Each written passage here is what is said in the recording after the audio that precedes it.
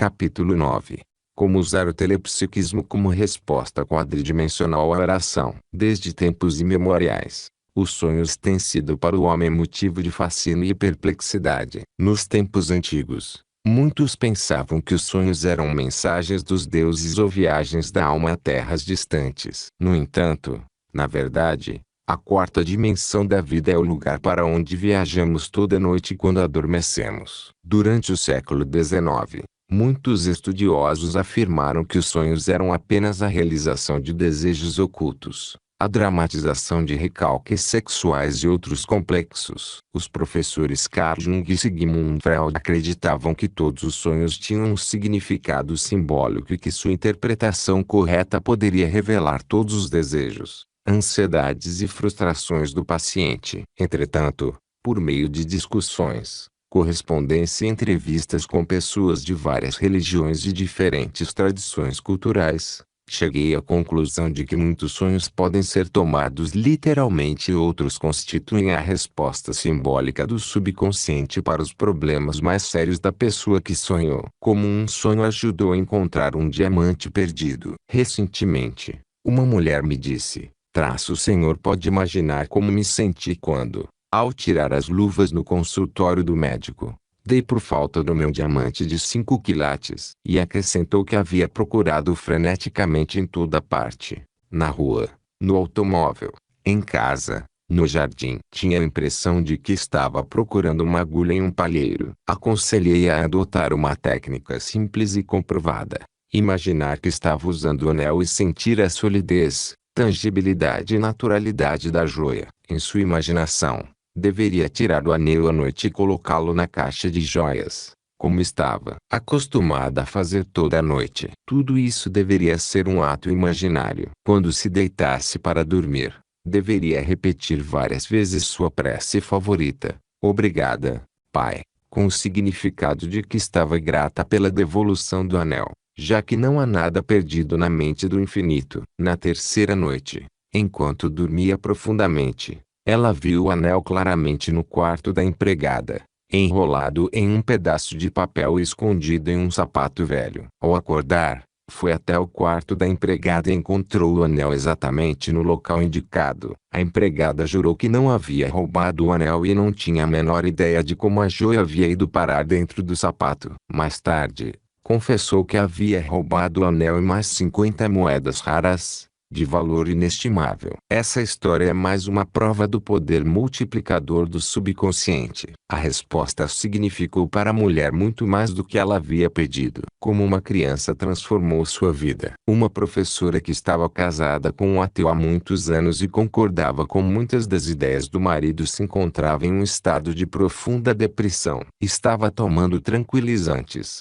receitados por um especialista. Contou-me que havia sido educada em um convento e fora profundamente religiosa até se casar. O marido ridicularizava todas as suas crenças religiosas e afirmava que não passamos de um conjunto de átomos, que nosso cérebro não passa de um computador, etc. Ela concordava com essas ideias para evitar conflitos, mas, na realidade, não acreditava nelas. Finalmente, não podia mais ficar tomando remédios, pois estavam causando muitos efeitos colaterais. E ela começou a perceber que o problema estava em sua mente. Falou que certa manhã ligou o rádio na estação QFM e me ouviu falar da falta de aceitação das verdades espirituais e da influência das atitudes mentais negativas sobre a saúde física e mental. Passou a escutar meu programa todas as manhãs. Depois de 3 semanas, teve um sonho muito impressionante, no qual um menino com uma auréola em volta da cabeça a chamava repetidamente. Quando ela se dirigia a seu encontro,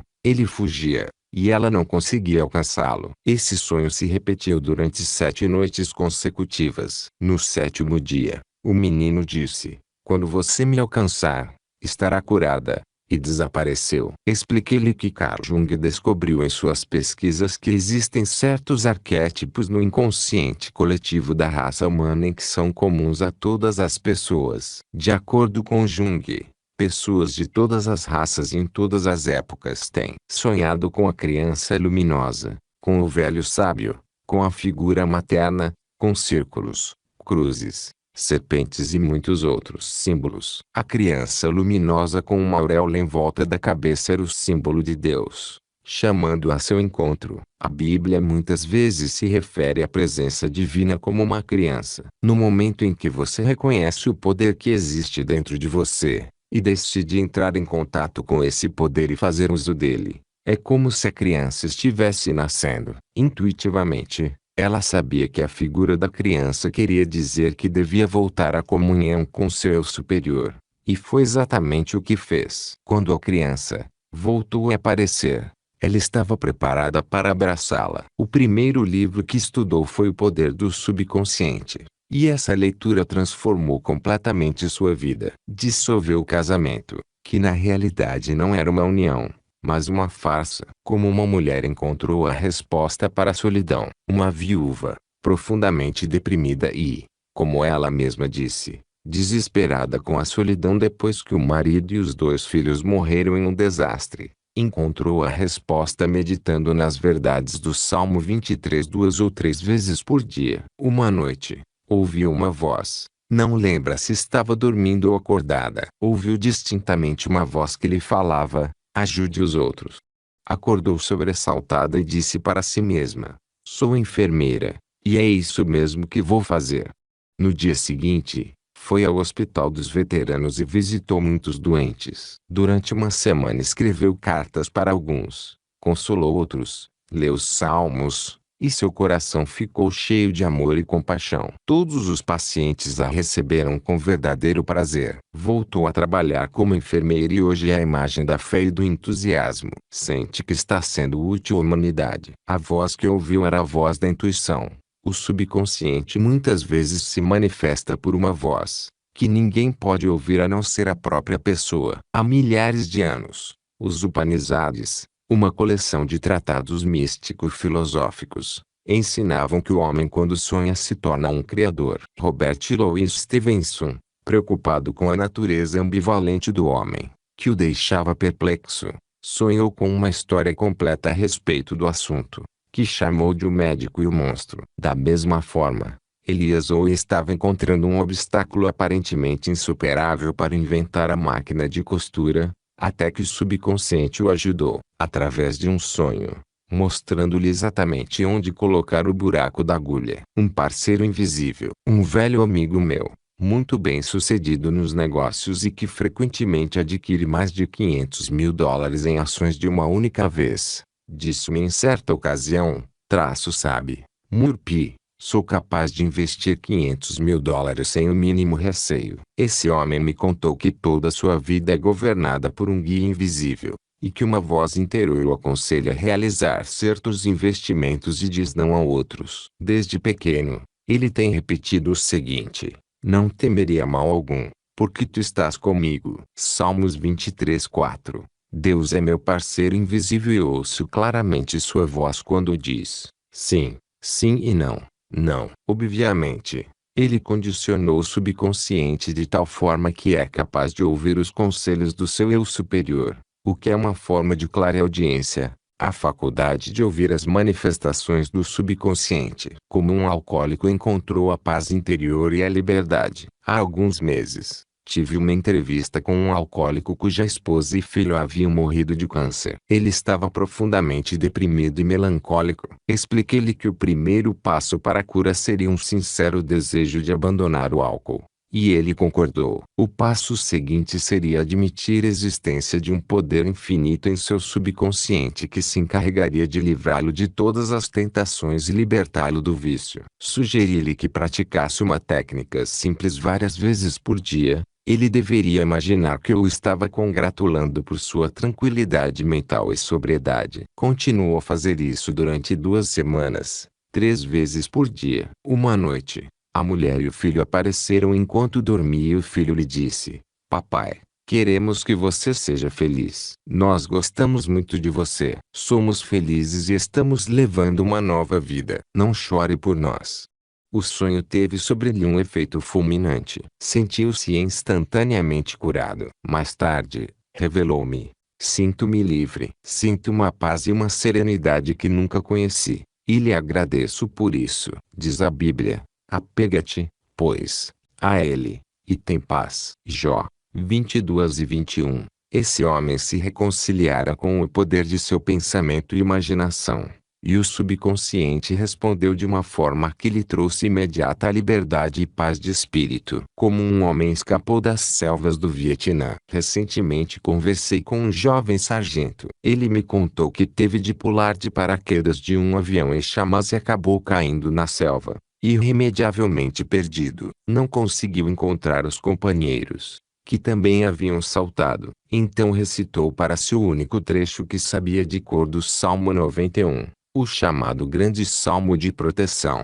Direi do Senhor, Ele é o meu Deus, o meu refúgio, a minha fortaleza, e nele confiarei. Salmos 91:2. Depois de repetir algumas vezes esse trecho do salmo, todo seu medo desapareceu. Então, ocorreu um fato muito estranho. Seu irmão, que havia sido morto em combate no ano anterior, apareceu e lhe disse: "Siga-me." Conduziu-o até o sopé de uma montanha e acrescentou: "Fique aqui até amanhã de manhã e nada lhe acontecerá." E desapareceu. Na manhã seguinte, logo ao nascer do sol, uma patrulha o encontrou e o levou de volta para a base. Assim que esse homem superou o medo, seu subconsciente lhe respondeu sob a forma do irmão morto. Sabendo que ele obedeceria imediatamente e o seguiria. O subconsciente também sabia que a patrulha iria passar por ali na manhã seguinte. Não podemos prever as táticas do subconsciente. Lembre-se apenas de que o subconsciente só ajuda quem tem fé. Seja-vos feito segundo a vossa fé. Mateus 9:29. A explicação que salvou uma provável suicida. Uma jovem senhora que havia perdido 2 filhos do Vietnã e se sentia muito deprimida perguntou-me por que não devia cometer suicídio. Minha explicação foi bastante simples. O problema está na mente, e a senhora é um ser mental e espiritual. A senhora não é apenas o seu corpo. Esse corpo é uma ideia da sua mente. E a senhora terá muitos corpos. Ninguém resolve um problema saindo do Rio e fugindo para São Paulo. Nossa mente nos acompanha onde quer que vamos. E portanto não adiantará nada pular de uma ponte. A senhora precisa enfrentar o problema em sua própria mente e resolvê-lo aí mesmo. A senhora é mais importante do que qualquer problema. Expliquei-lhe que qualquer pessoa é capaz de deixar seu corpo físico e viajar milhares de quilômetros. Além disso, todos os sentidos são conservados. Podemos ver e ser vistos, podemos atravessar portas fechadas, podemos observar tudo que nos cerca e ao mesmo tempo contemplar nosso próprio corpo físico, no local onde o deixamos. Nesse estado, estamos usando um corpo quadridimensional, também chamado de corpo astral ou corpo sutil. Ressaltei o fato de que muitos cientistas têm escrito a respeito das excursões do homem fora de seu corpo. Descrevi as experiências e pesquisas do falecido Dr. O'Neill Hart, antigo colaborador do Dr. J. B. Rini, da Universidade de Duke, que investigou numerosos casos desse tipo. Ela começou a perceber tanto intuitiva como intelectualmente que encontraria fora do corpo os mesmos problemas que a amarguravam, pois o corpo astral por si só, embora muito mais rarefeito e atenuado do que nosso corpo físico, não é capaz de resolver nenhum problema. Pelo contrário, ela permaneceria confusa, frustrada e perplexa em seu novo corpo, que corresponderia a seus pensamentos e imagens negativos. O desejo de suicídio dessa mulher era causado por um intenso desejo de libertação e paz de espírito. O que ela realmente queria era uma vida que valesse a pena, já que a vida nunca se extingue. O que realmente queria era superar o obstáculo da depressão e da melancolia. Garanti-lhe que os rapazes estavam vivendo muito bem em outra dimensão da mente e mereciam pensamentos de amor, paz, alegria e boa vontade. Eles não precisavam de pesar, tristeza e revolta. A dor prolongada é sempre um sinal de egoísmo mórbido. O amor sempre se rejubila com a felicidade, paz e bem-estar do próximo. Ela resolveu voltar imediatamente ao trabalho e entregar os filhos à presença divina. Desse dia em diante, sempre que pensava nos filhos, afirmava: "Sei que vocês estão onde Deus está, e seu amor enche as almas de vocês. Deus esteja com vocês." Ao praticar essa terapia espiritual, o amor infinito voltou a reinar em sua vida, e sua vitalidade e paz de espírito foram restauradas. Ele apacenta o seu rebanho entre os lírios, verdades de Deus, até que refresque o dia, e fujam as sombras. Cânticos 2:16, 17. Não se esqueça. 1. A quarta dimensão é o lugar para onde viajamos toda noite quando adormecemos. Muitos sonhos podem ser tomados literalmente e outros constituem a resposta simbólica do subconsciente para os problemas mais sérios da pessoa que sonhou. 2. Uma mulher perdeu um valioso anel de diamante e não conseguia encontrá-lo. Começou a usar o anel em sua imaginação e a sentir sua solidez e tangibilidade. Antes de dormir, repetia: "Obrigada, Pai", que significava para ela que já havia recebido o anel. Depois de 3 noites, enquanto dormia, viu claramente onde o anel se encontrava. Havia sido roubado pela empregada. 3. Uma mulher religiosa casada com um ateu sofria de frustração e ódio reprimido pelo marido, que zombava de suas crenças religiosas. O subconsciente acorreu em seu auxílio sob a forma de um sonho, mostrando-lhe a criança luminosa, um símbolo da presença divina. Ela percebeu intuitivamente o significado do sonho e voltou à antiga comunhão com a presença divina, ficando totalmente curada. Dissolveu o casamento, que na realidade não era uma união, mas uma farsa. 4. Uma viúva se libertou da solidão meditando no Salmo 23. O subconsciente a socorreu em forma de uma voz, que lhe disse: "Ajude os outros." Como havia estudado enfermagem, a mulher voltou imediatamente ao trabalho e foi capaz de infundir fé, amor e confiança em todos os seus pacientes. Toda a tristeza desapareceu como que por encanto. Passou a se sentir querida, amada e apreciada. E os teus ouvidos ouvirão as palavras do que está por detrás de ti, dizendo: "Este é o caminho, andai nele." Isaías 30:21. 5. Há milhares de anos, os Upanishads ensinavam que o homem quando sonha se torna um criador. Robert Louis Stevenson, preocupado com a natureza ambivalente do homem, sonhou com uma história completa, que chamou de O Médico e o Monstro, e hoje está traduzida para todas as línguas conhecidas. 6. Um multimilionário, acostumado a fazer grandes investimentos, revelou-me que toda sua vida é governada por um guia invisível. Ele ouve uma voz interior que diz sim a certos investimentos e não a outros. Durante anos,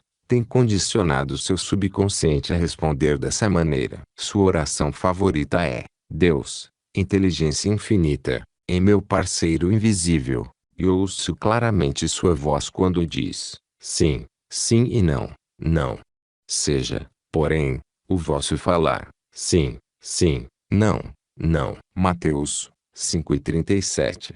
7. Um alcoólico que desejava sinceramente se libertar do vício foi curado porque chegou a uma decisão e o seu subconsciente reagiu. O homem usou a técnica simples de imaginar que o estava congratulando por sua tranquilidade mental e sobriedade. Essa imagem mental, que passou a sentir como se fosse verdadeira, foi impressa em seu subconsciente, que se encarregou do resto. O subconsciente reagiu de uma forma dramática. A esposa e o filho, que haviam falecido, apareceram-lhe em sonho e o filho disse: "Papai, queremos que você seja feliz. Somos felizes aqui onde estamos."